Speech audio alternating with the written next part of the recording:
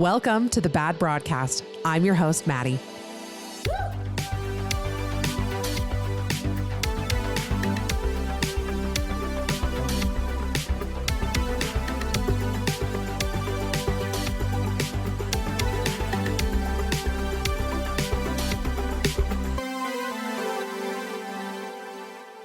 Hello, everybody. Welcome back to a new episode of the Bad Broadcast. I kind of have some stage fright right now. I haven't recorded in, like 4 weeks, 5 weeks. No, it can't be that long. Probably 4, probably a month. I took a month off. Pre-recorded some episodes, and then I haven't been on camera in a while, and it's freaking me out a little bit. But welcome back. I hope you all had just a lovely holiday break, holidays with your family, your kids, your loved ones. We had a really good, busy holiday. I won't bore you with all of the details, but we were like going every minute of every day. And honestly, I really actually enjoyed it. I feel like I need to be out of the house as often as possible. Like I used to think like, oh, we'll just like have a relaxed like afternoon at home. We'll just do something chill. We'll watch a Christmas movie. Not with a 2-year-old. Not with a 2-year-old. You're not sitting around and just doing nothing and relaxing. So, planned activities, I'm all about it. If there is anything that's going to kill the hours between like 4:30 and 8 p.m., I will do it. I don't even care what the activity is. I don't care. If you want to invite me to like, I don't know, a dentist appointment that I can bring my kid, I don't know, maybe like a conference to learn about a disease, I would go if it's going to kill those hours. Those hours get very, very long in the winter. So we did a lot of that. We did a lot of family time, cousin time. We did Coco's birthday, and it was great. It was great. And I've never been more relieved to have them over. We did a lot of, I did a lot of consuming, many things, food, media, TikToks, movies, a lot. We did a whole Star Wars marathon. You guys know that the marathon months, we've already gone over that. December is a Star Wars marathon month. And so we watched all of them, all 10 movies. I say 10 because there's the 3 prequels, the 3 originals, the 3 sequels, and Rogue One, which is like, fits in there or whatever. It was a grueling process. It really was. We watched all of them in like 4 days. And it was a lot of Star Wars. And I ranked them on my Instagram story, and I had everybody up in arms because I love The Last Jedi and I don't understand the problem. And I wish everybody would remove the stick from their ass about the new Star Wars movies. Okay. Every hardcore Star Wars fan got mad at me because I also think Rogue One is the best Star Wars movie, but apparently I'm not allowed to think that. And you know what? I'm having a lot of beef with fandoms lately because I haven't changed my curtain yet. Honestly, I have no idea if or when that will even happen. If somebody wants to come do it, I'll look on Fiverr, see if I can hire somebody. Anyway, I have a lot of beef with fandoms lately, and I say this as a part of the 2 most annoying fandoms of all time. Swifties. I'm a Swiftie. We're the worst, for sure. For sure, the worst fandom, the most annoying, the most insufferable, the most conspiracy theories. Actually, I got a question this week, and I'll answer it when we talk about this. But then also, Stranger Things fans have proven themselves to be even more annoying than Swifties. And again, I can say that as part of both. This might just be a reflection on who I am as a person. But anyway, we got the Stranger Things finale on New Year's Day, whenever we got it. And I was looking online. So we like finished the episode. I got online to like see what people were thinking. I felt like most people were like okay with it. Everyone's like crying. Sorry, spoiler alert, spoiler alert, spoiler alert, spoiler alert. I'm going to talk about the finale of Stranger Things. Please skip like, I don't know, a few minutes if you don't want to hear this. But I was like, oh, everybody's loving it. It hit us right in the nostalgia bone. I love it. I felt like everything was wrapped up. And then like 3 or 4 days later, the hive mind of the internet got its claws in it and decided it's the worst finale that ever existed. And I made a TikTok about this. By the way, I be posting on TikTok, okay? I don't do that a lot, but I'm trying to be better over there. I made a TikTok about this, that I truly feel like if you hated the Stranger Things finale, like you were not scarred deeply by the Game of Thrones finale. You guys know that's like a big moment in my life. Like the Game of Thrones finale really hurt me deeply. And I don't think I'll ever feel disappointment like that again, ever. And so a finale that's just kind of steeped in like, just putting a bow on everything. It's not like huge conspiracy theory. They haven't been dropping clues throughout the season. I'm fine with it. I don't care. I just, play Purple Rain, play Fleetwood Mac Landslide, and I'm going to be happy. I don't care. These are kids at its core. I don't want to say it's a kids show, but we know it's geared towards a little bit of a younger audience. And maybe they dumbed things down a little bit. I will give the haters that. Like it is definitely, it's a little watered down. It's not like a crazy complex, like something they planted in season 2 that nobody noticed. And I saw a TikTok that actually had a really good point, and I do subscribe to this, is that they actually can't make movies like that anymore because we, and I include myself in this absolutely, are not smart enough and are not paying close enough attention to like pick up on things like that. Because you want to know why? Everyone's on their phones. Everyone's on their phones. And like people were making TikToks about how they didn't understand that Jonathan and Nancy broke up. That seems crazy because their breakup is about 10 minutes long. It's a huge scene. It's very clear that they broke up. And it just goes to show that we are becoming more and more illiterate as the days go on. And the question that I was going to talk about fandom, somebody asked me this week in the submission forms, what I think about Gaylor. If you're unfamiliar with Gaylor, it's a theory that Taylor Swift is actually a gay woman and she has been planting all these seeds all these years, and she is going to come out, and her whole relationship is just a cover because I don't know. Some of the scariest people I've ever met are hardcore Gaylors, and I'm not in that camp. I think she's a straight woman, maybe a little neurodivergent, maybe a little awkward at times, but I think she's very straight. Not that those two things are mutually exclusive, but that's what I think. I think that do I even want to talk about this? I'm so scared of Gaylors. I don't think Taylor Swift is a gay woman. I just don't. Maybe she has a little bisexuality in her. I don't know. I always think about this with many celebrities, not just Taylor Swift, but like that part in The Good Place where the elephant made of pure light shows up and they can ask any question. And then the guy who's like the gossip columnist, like he's talking to her and he's like talking to the the elephant of pure light and says like, what's the craziest celebrity hookup? And she knows every answer to the universe. I hope that exists because I have so many questions for celebrities that I need to know about. Like I need a comprehensive list of every celebrity relationship, like everybody they've ever kissed, hooked up with, texted, had a crush on. Like I must know. I'm actually listening to the Gwyneth Paltrow Good Hang right now. I'm like in the middle of it. And I know that it's so normal to be very protective about your relationships, especially celebrities. But I'm like, if it's been 20 years, like Gwyneth is talking about, she's like, yeah, I dated someone from Good Will Hunting. It's like, can you just give us the details? It's been 30 years since you guys dated. Like, come on. But I have many questions that I would like to ask Taylor Swift. That's a good prompt. Maybe not for the wider audience, but I would like to know your guys' questions you'd ask her. Anyway, fandoms, we're ruining TV. TV lately, I've been talking to my brothers about this a lot because, I mean, I hate to sound like a millennial, but I am what I am.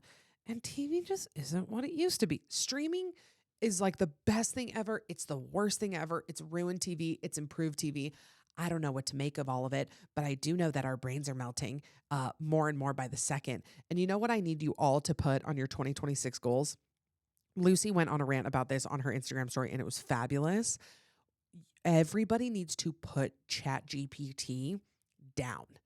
Put it down. You don't need it to write recipes for you. You don't need it to do your grocery list. You don't need it to give you your workout. You don't need it to teach you how to respond to a text. Turn your damn brain on. Turn it on. Like sit somewhere and think about something. It's so disheartening to me. Like I feel like I see so many people that are like, well, you don't need to write that. Just have ChatGPT do your email. do your email, it's 3 lines. You can't string together 45 words. It's the craziest thing I've ever seen. Not to mention, it's killing our planet. It's killing your brain. Um, put it down. I'm feeling all over the place. I probably should have asked ChatGPT for an outline. But you know what? We talked about this with AI like a few months ago or something, that like it's taking away the human aspect of life. And you know what I'm going to do? I'm going to human even harder now that ChatGPT is taking it away from us. Did you see that Pinterest was sold to OpenAI? Yeah, that's going to ruin literally everything for everyone. Goodbye art, goodbye inspiration, goodbye everything good in the world. I don't like AI at all. I feel like beginning of the year I was like, okay, this could be cool. Then I'm like, we got like a lot of this at once. Like there's a lot of AI happening. And now I feel very, very anti AI. It's one of those things that I've changed my mind on. I know Haley just did an episode about things she's changed her mind on, and I do plan on doing that because there are several things I've changed my mind about. One, AI. Two, weight loss shots, Ozempic. What's another thing I've changed my mind on? I mean, if we're talking the last 10 years, so many things I've changed my mind on. Religion, politics, all the things you guys yell. I shouldn't say you guys. All the things like two people yell at me when I talk about, which by the way, we are going to talk about because we're going through our submissions. I haven't been through these submissions in at least a month. I mean, I haven't gone through them, and you guys had some feelings, some thoughts, some holiday conundrums. You guys, so many of you have weird boyfriends.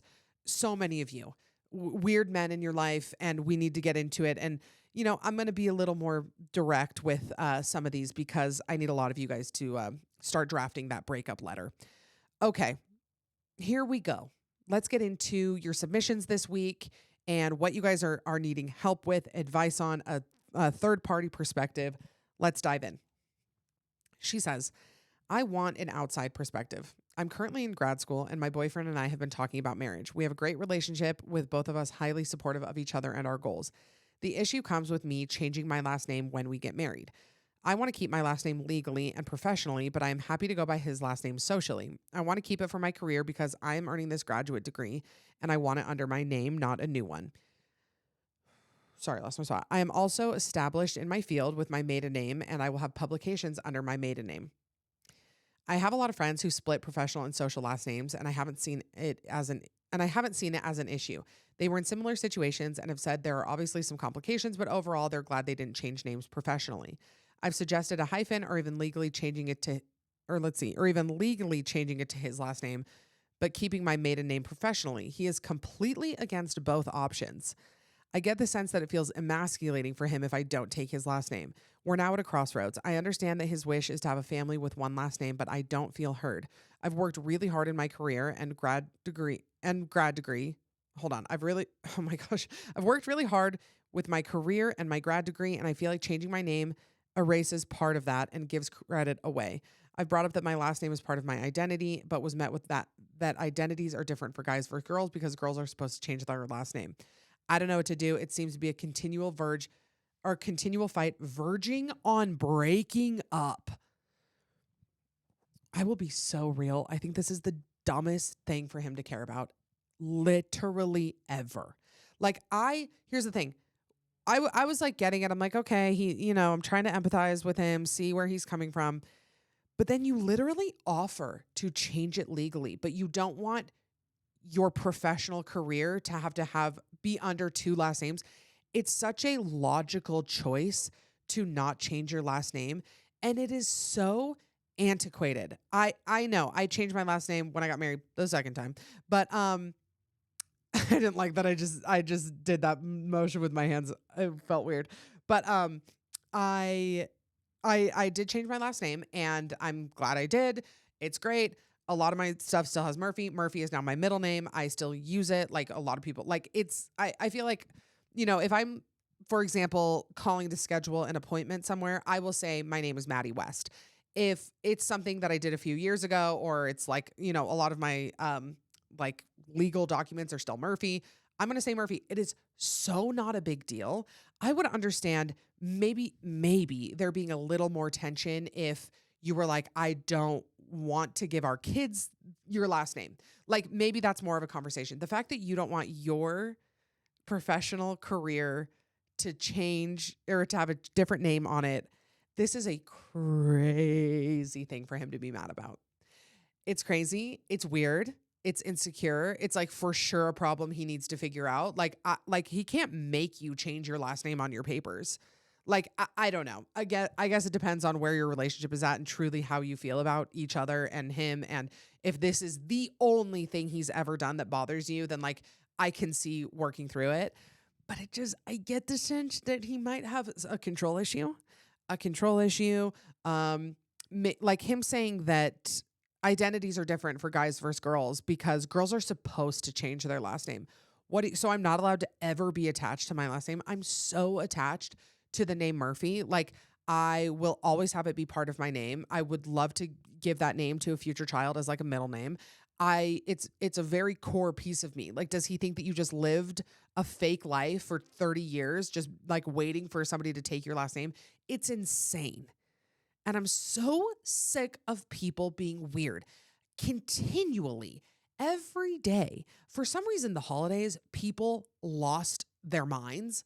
And basically everyone I interacted with, besides like 4 people, like 3 of them being people I'm related to, we're weird. We're weird. I'm noticing my Utah accent more and more because one of our friends, Josie, who lives in Arkansas, she's friends with Claire. She texted our group and she was like, I'm fascinated by how Utahns say there. And I totally hear it now because I was listening to them and they say it's kind of more like blended together. They say there, there. Like it's a little more breathy, it's a little more airy. We're really chewing on our there. We've really got it back in our jaw. We're spending some time with that word. So I feel like when I say where and there, it's a little stickier than most regions. But anyway, I think this is weird. I think it's weird. Is it worth breaking up over? I don't know. You're going to have to decide that. But I have a feeling that if this bothers him that much, any other step of independence that you may take is probably going to bother him a little bit. It's weird. Okay. All right. Next one. I need big sister advice. Last night, my boyfriend asked me to leave so he can have some alone time with his friend.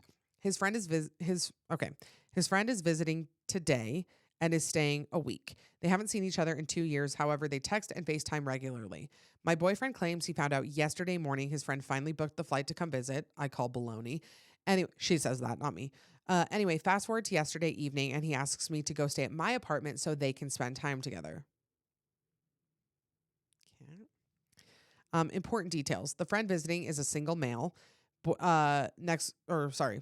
Boyfriend asked me to move in with him in July, so I did, except for large items like bed, couch, etc., keys and all. I listed my apartment on Facebook Marketplace, but haven't had any luck renting it out, so it is still mine. I haven't stayed at my apartment since May. I don't consider it home. We've been together two and a half years.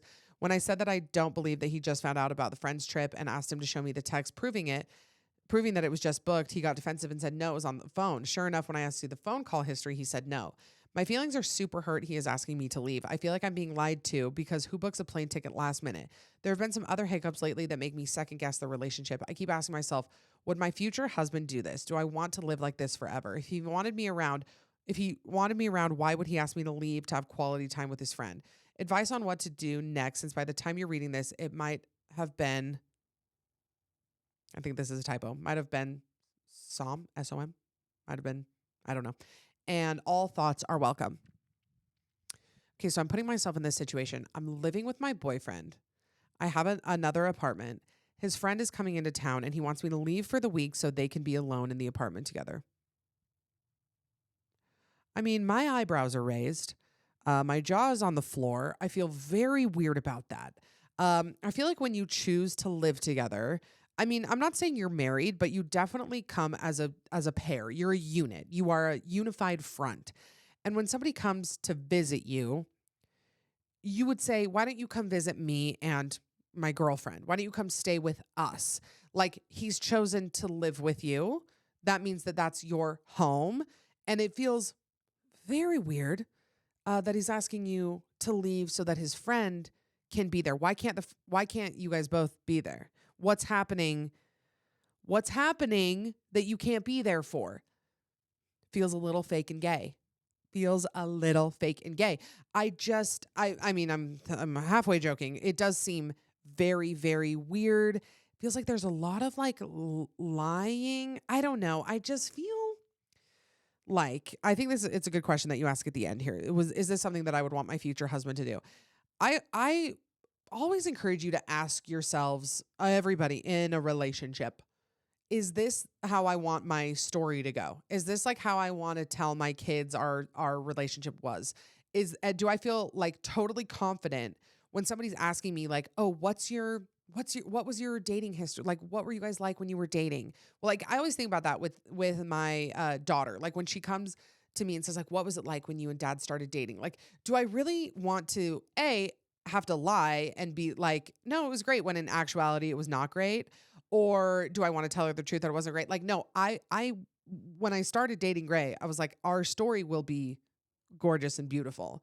And if it stops being gorgeous and beautiful, then like I'm not going to stick around because I don't want that to be my story. I don't want to have to reminisce about our dating history and be like, wow, that was really rocky and scary and I didn't like that and we broke up 1,000 times. Like I couldn't do that. And so I think it's a very fair question to ask. I think that something weird is happening between the friend and your boyfriend, not necessarily something like intimate or sexual or anything, but something that like he clearly doesn't want you to know. Like are they, I don't know, are they doing something weird? Are they doing something weird? Are they like gaming and talking to people on the internet? I hate that. I'm fine with gaming. Totally fine with gaming. Totally fine with like, you plug it in with your friends, whatever. Whatever. I don't care. I really don't. But when it's like you sign on and you're like in chat rooms, are they in chat rooms? Are they on 4chan? Like just I think it's something weird. There's clearly something he doesn't want you to know. There's clearly some sort of separation he needs between his best friend and you. Also, they FaceTime a lot. Feels weird. Feels weird. There's all of my thoughts. Okay, we're gonna take a little a very sharp left turn, should I say, because we have a Dum Dum Club submission that I would like to dive into. And it has nothing to do with literally anything I've ever talked about. It has to do with King Arthur. Here's the Dum Dum Club. King Arthur was not a real person, nor was there a Camelot or any of the Knights of the Round Table. Why do we talk about it like it's history? I think this is a very fair question. And I'm going to be honest, I don't know because I thought King Arthur was real. I thought Camelot was real. So I looked into it, meaning I got on the Wikipedia, and it says King Arthur was traditionally accepted as a historic person. That's a typo. It should be as an historic person. I know that doesn't seem right, but it feels like, or I shouldn't say it feels like, I think that's a rule of English that you have to put an N before a word with an H, like you would do if it was a vowel. Anyway. He was originally thought to have been an ancient British war commander and, at least from the early 12th century, a king. There was, however, much discussion regarding his various deeds, and contemporary scholars and clerics generally refuted the popular medieval belief in his extreme longevity and future return. Okay, so people thought he like lived to be forever and then died, or lived forever and then died and is coming back, which, everybody's got some version of that story for somebody in their life. Details of Arthur's story are mainly composed of Welsh mythology, English folklore, and literary invention, and most modern historians writing about the period do not think that he was a historical figure. One school of thought, okay, whatever. I won't get into all the schools of thought. So yeah, I don't really know. I mean, you're asking why do we talk about him like a historic figure? I actually don't know. That does seem very concerning that we do that. You know what's interesting? I'm going to get conspiratorial on you for a minute. I feel like a lot of history didn't happen. This is like the time I said space isn't real and somebody emailed me that I was obviously struggling with space and they invited themselves on the podcast to teach me about space. I think about this all the time, especially because she was like, I see you're struggling with space. So I don't know who's going to email me and be like, I see you're struggling with history, but I really am, because you want to know what? Do you want to know what? It's very subjective. Like, actually, Brits chime in. What do you learn about the Revolutionary War? Because in my mind, we won. But I was raised in the American school system. So, like, every single war that ever came up, we won. There was never a time that was like, you know what, we did the wrong thing. Even like in my ripe age of 30, I'm like just now learning that Vietnam was not good. Was not good. We were not on the right side of history. I mean, I learned about that in high school and I was like, look at us being the good guys. Look at America always coming in to save the day. Look at us saving the lives. I was listening to this kids playlist the other day and the song This Land Is Your Land, This Land Is My Land came on. What were we thinking with that song? I mean, I know exactly what they were thinking with that song. But can you imagine being a Native American and then somebody starts singing This Land Is Your Land, This Land Is My Land? Also, sorry. Sorry, but you learn about it as a kid. And like as an American, it's so embarrassing to grow up and realize it did not clock to you that we were the perpetrators of so much evil in the world. Not to say that we haven't done good, whatever, but like just so much bad. So I mean nobody's completely completely good or completely bad, but I just feel like a lot of history, I'm just not sure about it. Also, how do we know for sure? We're reading journals, eyewitness accounts. We don't even trust eyewitness accounts for things that happened 2 weeks ago in court. But now we're like, no, 800 years ago, someone saw this guy shoot this guy over a river. And we're like, yes, history, publish it, teach it to eighth graders. It's weird. Okay. I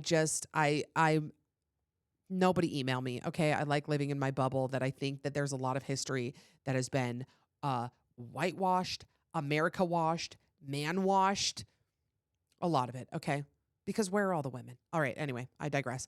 So yeah, I don't know, but I didn't know that King Arthur was generally accepted as fake. I did think he was real. Okay.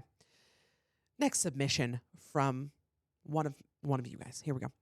I need to know if I'm the asshole in this situation. I have a group of friends I've known for 7-ish years. Due to life circumstances, none of us live in the same state, but we try to get together once or twice a year. One year, we got together for my birthday weekend. During this time, I was going through a really hard faith transition, and I was not in a good place with it. Now, in the past, I had talked to this group of friends a lot about religion, but as some of the girls were religious and some were not, it had at times gotten to be a little tense.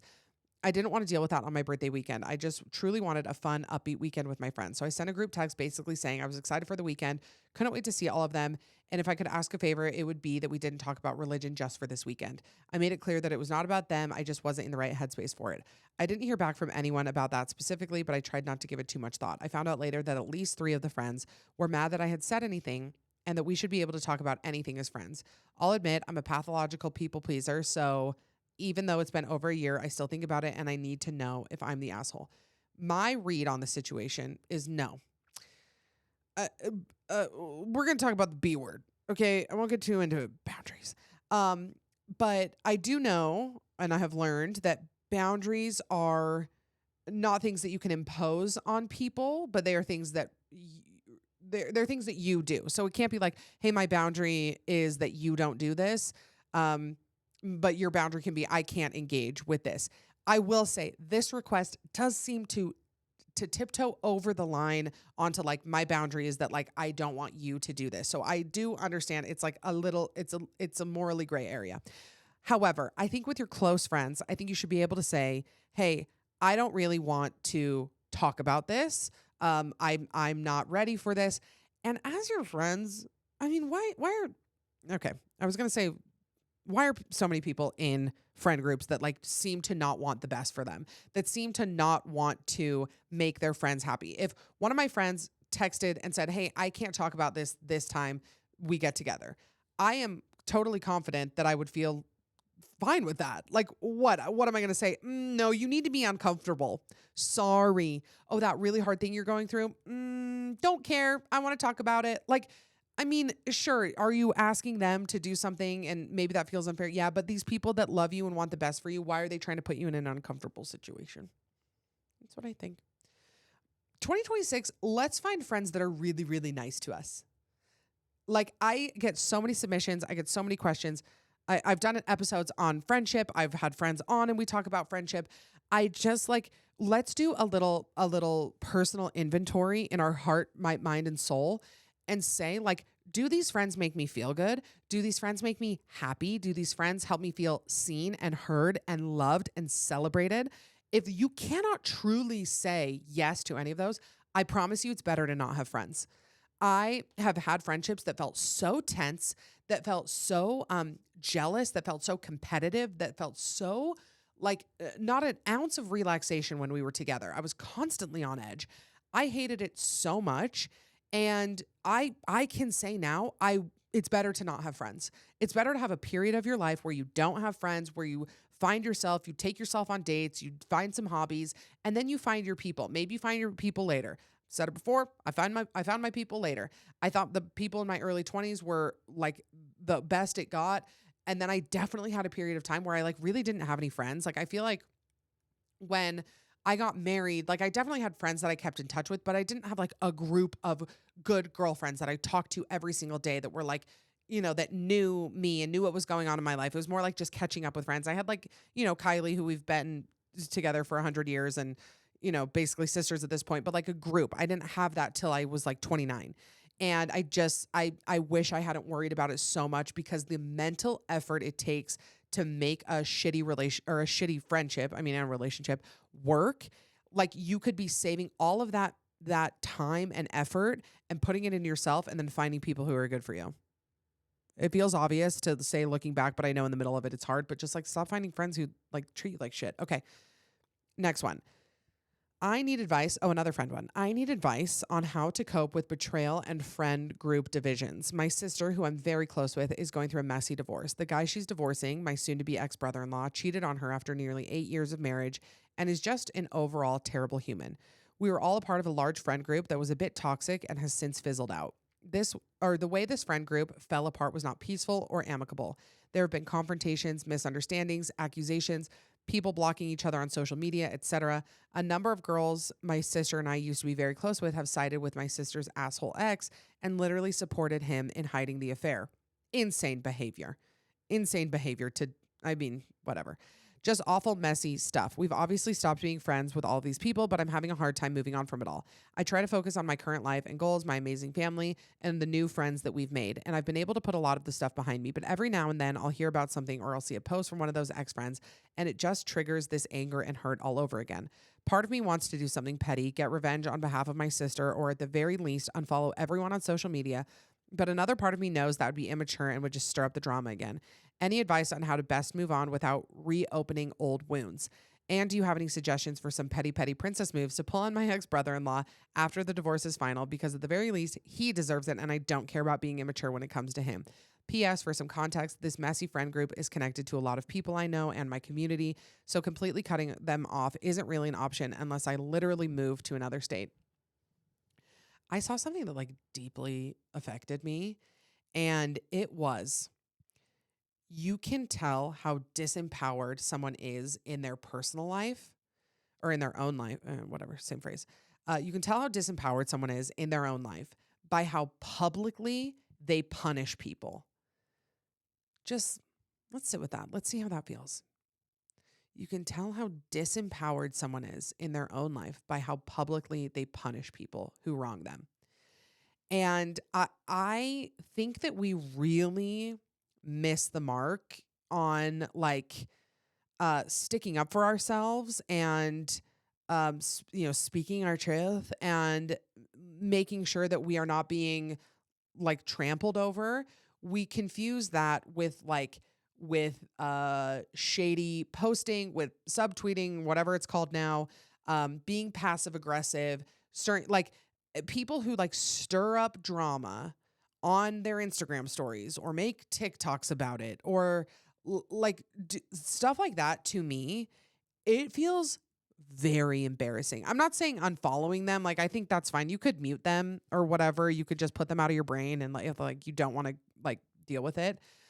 But the older I get, the more I see that being the bigger person has a bigger return on investment than anything else. And I don't think that means that you should just take it. I don't think that means that if you are directly confronted with it, that you shouldn't stick up for yourself or your sister. I'm just saying to be the person, like to be one of these friends who is actively like trying to like stir shit up on social media. Like that is an embarrassing. Like I'm assuming you're what, in your 30s, you've got kids, these people have kids. Like I can't even imagine. Like okay, stick with me on this. I read this book to Coco called I Like Myself. I like myself. I'm glad I'm me. There's no one else I'd rather be. And I don't care what is it. And I don't care in any way what someone else may think or say. They make whatever. It's this whole cute, sweet poem. I love the illustrations. It's a great book. And every time I read it, I think out there, are there mothers reading this book to their children saying it doesn't matter what anybody says about you?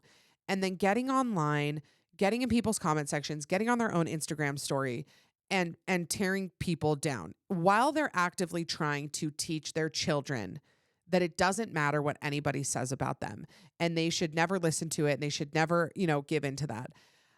I feel sick at the thought of being a hating ass bitch in someone's comments or on someone's Instagram, whatever, getting on an anonymous thread and talking about somebody while trying to teach my children to be good people, trying to tell them to talk kindly to themselves. And if somebody on the playground is mean, while being the mean person on the playground, that's disgusting.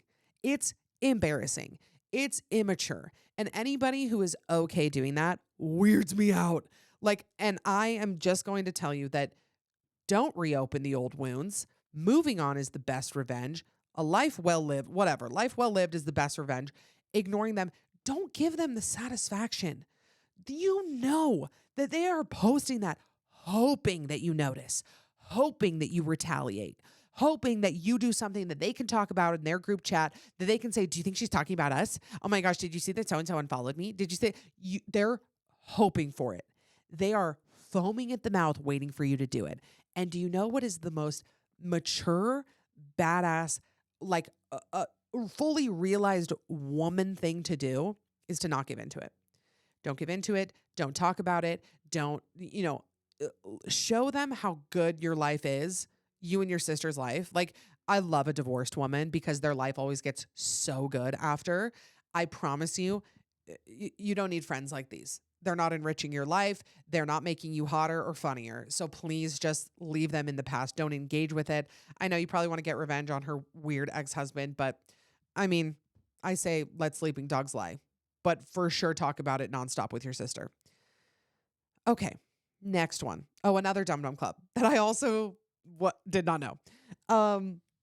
So my boyfriend totaled his car, and until yesterday, I thought that totaling your car meant it was totally destroyed, not that it was the amount to get it fixed totaled the value of the car. I didn't know this either. Excuse me. I thought totaled meant totally destroyed. I didn't know it had anything to do with cost. I thought it meant undrivable. I thought it meant like it's not something you can like even drive to the shop. Like that's what I thought totaled meant. So we're all learning something new today. Okay, we've got a couple more. Here we go. Am I the asshole? I can't get it out of my head. I had a baby via emergency C-section at 31 weeks. I spent 5 days in the hospital with my husband, and on day 7, we celebrated my husband's birthday, where I pumped for our NICU baby in a theater and attempted to make his day special regarding the depressing circumstances. Months later, when I denied sexy time, he said to me, I am sad I never got some from you on my birthday. As if his whole birthday had been ruined by me. I was dripping out of every pore, bleeding, and hardly walking to the garage at that point. I love this man, but I was speechless, and it's haunting me. I don't really have anything to say to this because you know how bad this is. You know. Any joke, even that has to do with like the amount of sex that you have with your husband, or people who are like I can't even imagine the dumb stuff that like OBGYNs hear from dumb husbands sitting there like, are you sure we have to wait 6 weeks? Like, I hate that so much. I don't care if you say no for 3 years. If your husband doesn't respect your wishes, girl, You should never feel like you didn't do enough or give enough sexually. It's the most insane thing I've ever heard. It's so mean. And for you to be 7 days postpartum on his birthday, emergency C-section with a preemie in the NICU, and he's mad you're not putting out, literally. I mean, I don't want to say the big D word, the DIVORCE word. Almost spelled it wrong. I don't want to jump straight to that. I will say this, if this happened to me, honestly, if this happened on a much smaller scale for me, if something was getting going and I said, you know what, I'm not really in the mood, and I was met with anything other than, oh yeah, no problem. If it was anything more, if I was met with a look, if I was met with a glance, if I was met with a, oh man, if I was met with, but you said that you promised, if I was met with that, oh boy, we'd have a problem. We'd have a days long problem, weeks, months, I don't know. I would have a very, very, very long talk with him, because that to me feels like a huge, huge violation of everything that's ever happened. Okay, last one. Hi, I love you. I need some advice. I'm going to start by saying me and my group of friends are 23, 24 years old. And I also do think that when you're getting married, you get to do whatever it is you want. You don't need to consider other people. So I may sound hypocritical, but I am stressed. My one friend is getting married this year at a destination wedding. This whole wedding trip is a week, but I'm only going for 5 days. A week before the wedding is the bachelorette party, and it is another 5-day trip. It isn't a very extravagant one, so it's on the cheaper side, but it's more about the time off of work for me. I have other things this year that I've planned, and I'm moving out with my boyfriend around the same time as all of this. I already know I'm not going to the bachelorette party, and I am telling her soon.